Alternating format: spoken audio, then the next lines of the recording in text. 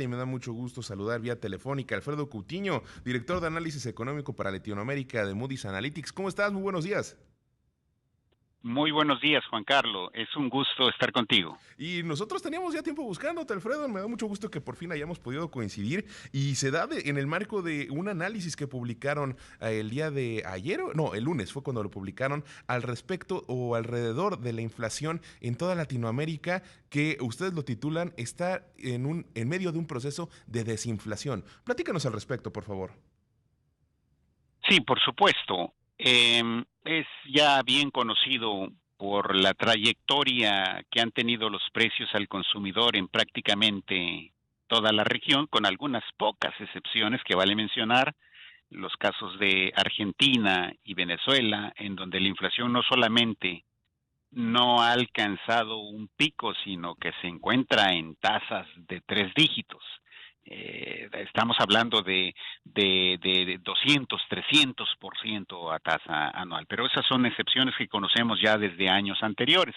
En el resto de la región, y particularmente en las economías más grandes, las 6 economías más grandes, Brasil, Chile, Colombia, México, Perú y Uruguay, hay una tendencia muy clara de desinflación de los precios al consumidor. Y esto ha sucedido ya desde algunos meses, ya es una tendencia que se está consolidando y eso está haciendo que las tasas de inflación en estas economías grandes estén ya tendiendo hacia niveles más bajos y acercándose a sus rango objetivo.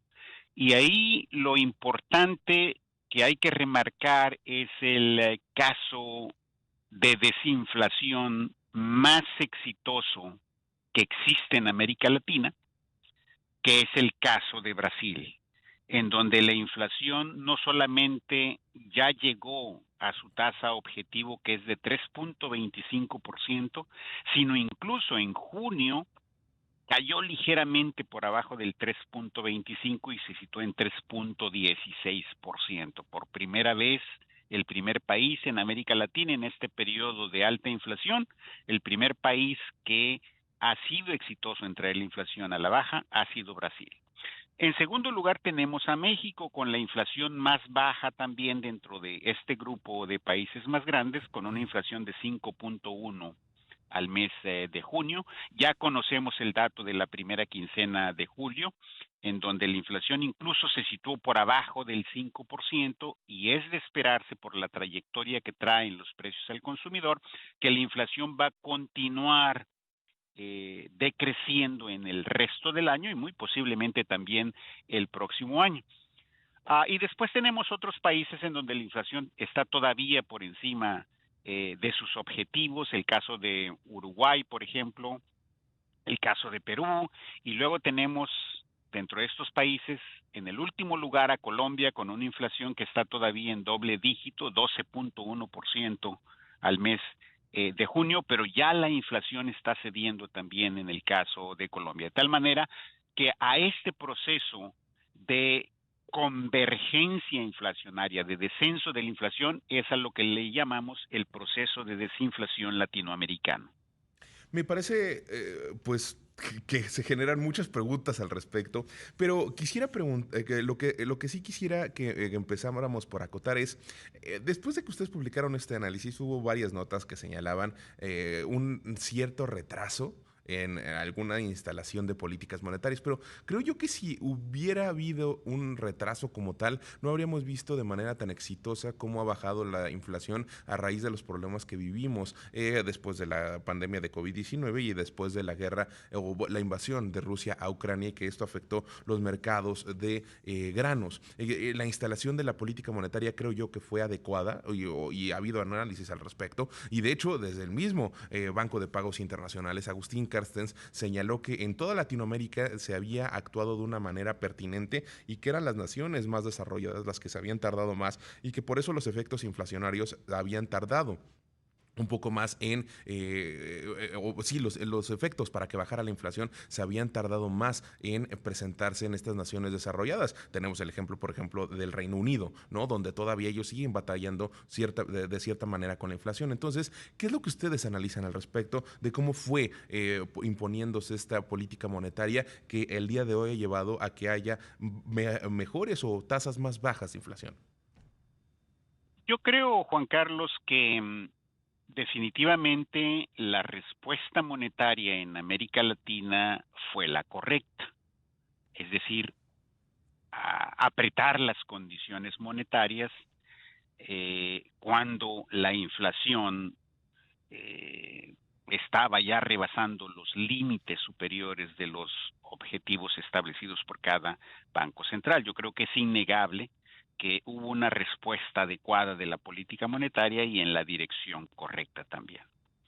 Sin embargo, yo creo que la respuesta fue tímida desde el inicio, y esa timidez monetaria se debió al hecho de que la mayoría de los bancos centrales en el mundo, no solamente en América Latina, y nuevamente vuelvo al caso de Brasil, el único país que se salió de ese marco que establecieron los principales bancos centrales de que la inflación era un evento transitorio, y todo mundo lo repetía, incluso economistas y analistas, y no se diga los bancos centrales. La inflación es transitoria y en algún momento va a bajar. Incluso dentro del mismo Banco de México había quienes decían que la inflación iba a ser transitoria y que, bueno, pues que no había que hacer mucho porque la inflación venía de choques de oferta, y por choques de oferta lo que entendemos es que se producen disrupciones en las cadenas de producción y que, bueno, ahí no hay mucho que hacer en términos de política monetaria, lo cual es cierto. Y también es cierto que el detonante importante de la inflación se debió a esas interrupciones de oferta, primero con la pandemia que ocasionó no solamente cierres de plantas productivas, sino cierres de negocios, y también, por supuesto, evitó que muchos de los empleados pudieran accesar a sus fuentes de trabajo. Entonces ahí hubo un descenso de la oferta de bienes y servicios para consumo y para inversión en las economías. Un choque de oferta muy importante. Y después viene el conflicto militar entre Rusia y Ucrania, que también introdujo interrupciones en el suministro de combustibles, de petróleo crudo, de granos incluso, y bueno, eso generó también presiones adicionales en el precio de los granos, de los productos agrícolas, agropecuarios, pero entonces sí hubo choques de oferta que detonaron e impulsaron la inflación al inicio. Sin embargo, también sabemos que el incremento generalizado y persistente de los precios no es sostenible si no existe dinero para gastar. Y ese dinero para gastar que existió en exceso fue consecuencia de la política monetaria anterior que se implementó a raíz de la pandemia, cuando los bancos centrales efectivamente y correctamente utilizaron el instrumento monetario para ayudarle a la economía a mitigar los efectos, el impacto de la pandemia. Eso está correcto. El problema fue que los bancos centrales se engolosinaron con esa inyección de dinero, continuaron bombeando dinero a las economías, y cuando la inflación empezó a resurgir porque había liquidez monetaria, las personas tenían dinero, incluso los que no iban a trabajar recibían transferencias monetarias del gobierno. Las empresas continuaban pagando sus salarios, posiblemente no al 100%, pero continuaban manteniendo sus fuentes de trabajo a pesar de que estaban en sus casas, ¿verdad? Mañana regresamos con más aquí en Imagen Empresarial. Está con nosotros vía telefónica y le agradezco por haberse mantenido durante el corte Alfredo Coutinho, director de análisis económico para Latinoamérica de Moody's Analytics. Gracias por mantenerte con nosotros, estimado.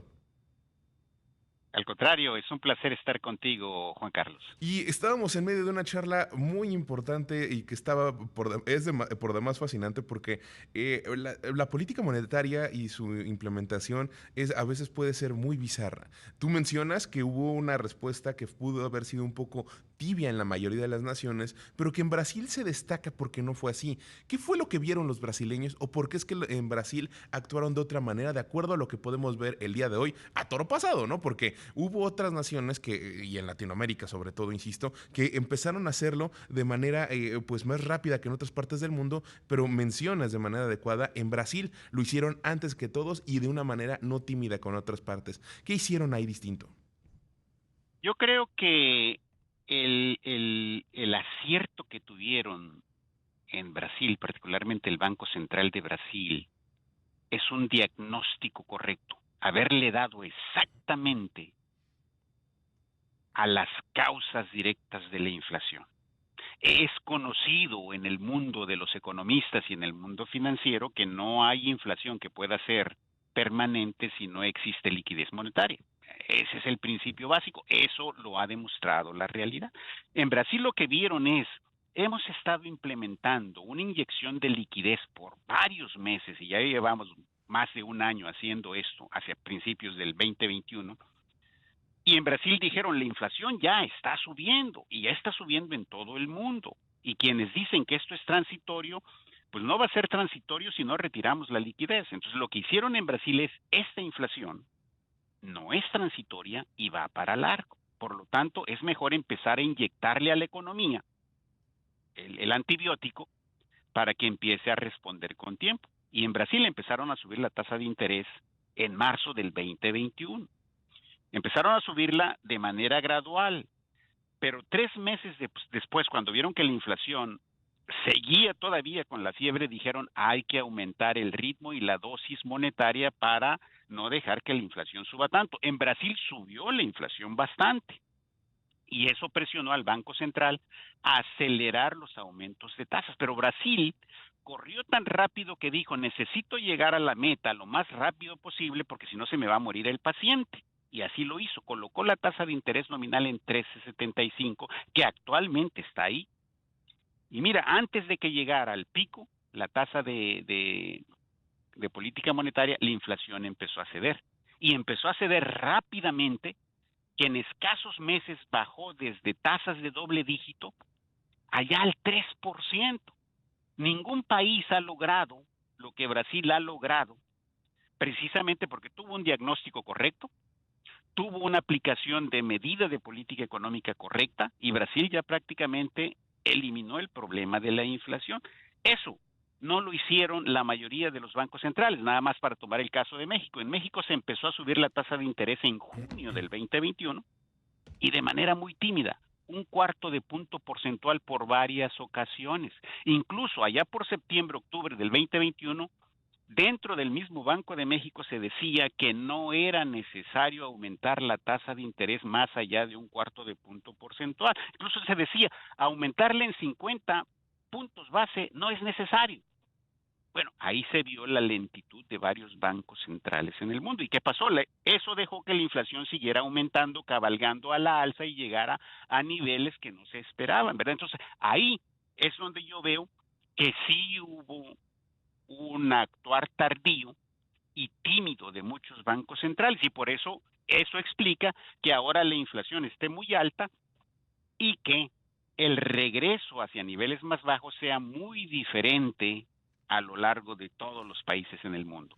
Pero ahora, justo hablando y específicamente región Latinoamérica y enfocándonos también un poco en México, mencionas, fueron alzas que fueron, pues, tímidas hasta cierto sentido, porque fueron de 25 puntos base en varias decisiones. Pero eso nos ha llevado a que el día de hoy hemos visto una tasa de inflación que, de acuerdo con el último reporte del INEGI, que es de la primera quincena de julio, se ubica en 4.79%. Si bien está por arriba del 3% o más o menos un punto porcentual que tiene como objetivo el Banco de México, pues al final del día representa una fuerte mejoría con lo que se había enfrentado, por ejemplo, después de que hubo este repunto a lo largo del año pasado por la invasión de Rusia a Ucrania. Entonces, las respuestas, si bien fueron a lo mejor un poco pues menos impactantes o menos duras que de lo que se podría haber esperado por las condiciones en las que se encontraban, sí han llevado a que en estos momentos nos encontramos con un mejor nivel de inflación. Y precisamente, de hecho, también se está observando que este dato o este indicador puede acabar abajo del 4.6% o cerca del 4.6% en nuestro país. Entonces, ¿cuáles son las condiciones que podemos ver a lo largo de México y en Latinoamérica post decisiones de política monetaria y en un momento en el que ahora ya estamos viendo cómo es que se tiene que lidiar con la desinflación y que tenemos que buscar o se tiene que tener o entrar en el objetivo que tienen todos los bancos centrales? Indiscutiblemente, Juan Carlos, la reacción de la política monetaria fue la correcta, con diferentes velocidades, con diferentes supuestos, ¿verdad? Quienes creyeron que esto no iba a pasar a mayores se tardaron en actuar, pero la medicina fue la correcta.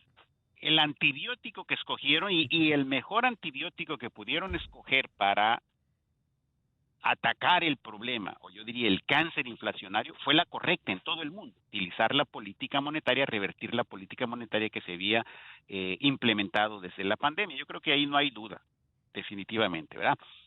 La diferencia en hasta dónde llegaron las inflaciones y por supuesto también la diferencia en dónde están los niveles de inflación actualmente y la diferencia en la reacción de la política monetaria después del pico inflacionario depende de qué tan rápido hayan actuado los bancos centrales. Y nada más, un par de ejemplos. En Brasil actuaron rápidamente, la inflación cayó rápidamente.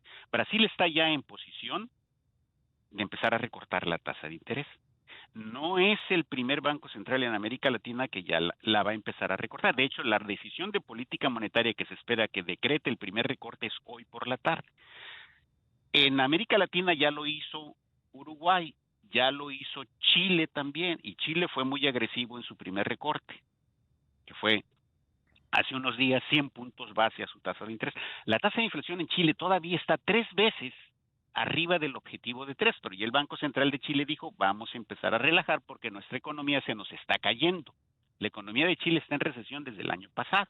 Bueno, ahí tienen una razón para decir, tenemos que empezar a relajar las condiciones monetarias porque si no se nos muere la economía en aras de bajar la inflación, ¿verdad? Ahora, México no llegó o no tuvo la inflación más alta durante el periodo inflacionario. De hecho, fue la inflación más baja dentro de las 6 grandes economías. Alcanzó un pico de 8.7, ligeramente abajo del 8.8 que tuvo Perú, pero tenemos, por ejemplo, economías como la chilena, en donde la tasa de inflación fue de 14.1, ¿verdad? Ahora, los niveles a que los bancos centrales dejaron llegar a la tasa de inflación es un determinante de cuándo van a empezar a recortar. A pesar de que en Chile fue muy alta, pero la economía se les está cayendo, el Banco Central dijo, tenemos que empezar a recortar ahora, tenemos que bajar la dosis del antibiótico a la economía. Tienen una buena razón. En México, la inflación efectivamente a la primera quincena de julio, ya está abajo de 5%, está arriba del objetivo, pero ya trae una clara tendencia a la baja. Sin embargo, la inflación que cuenta para las decisiones de política monetaria, que es la subyacente, como le llamamos en México, está todavía cerca del 7%, más del doble del objetivo de 3%. Pero ya se espera que con la tendencia que trae la inflación a la baja, el Banco de México empiece a recortar la tasa de interés. De hecho, yo creo que no va a tardar mucho. Yo creo que para noviembre, diciembre, el Banco de México va a implementar el primer recorte. Posiblemente antes, si la suerte nos beneficia y la inflación se cae en los próximos meses, ¿verdad? Entonces, la respuesta de política monetaria que hay que esperar en el resto del año depende de qué tan rápido vaya a bajar la inflación y en algunas excepciones, como el caso de Chile, que la inflación no está bajando rápidamente, pero sí tienen un problema de crecimiento económico, se pueden tomar decisiones de empezar a relajar el ciclo monetario. Eso es lo que podemos esperar de la política monetaria. Pues de verdad agradezco mucho, Alfredo, que hayas estado con nosotros en estos minutos. Creo que tu visión y la visión que tiene Moody's es acertada al respecto de este análisis, por eso los buscamos y creo que al final del día entender post pandemia, post inicio de invasión de Rusia a Ucrania, porque eso no acaba, y poder comprender, analizar lo que sucedió y en qué momento nos encontramos ahora, porque ya empezamos, como bien mencionas, a ver decisiones para bajar las tasas de interés, empezamos a ver etapas de crecimiento, empezamos a ver que la inflación regresa a los niveles a los cuales los tienen estipulados los bancos centrales y las economías. Pues bueno, eso es benéfico y es un panorama distinto y es bueno entender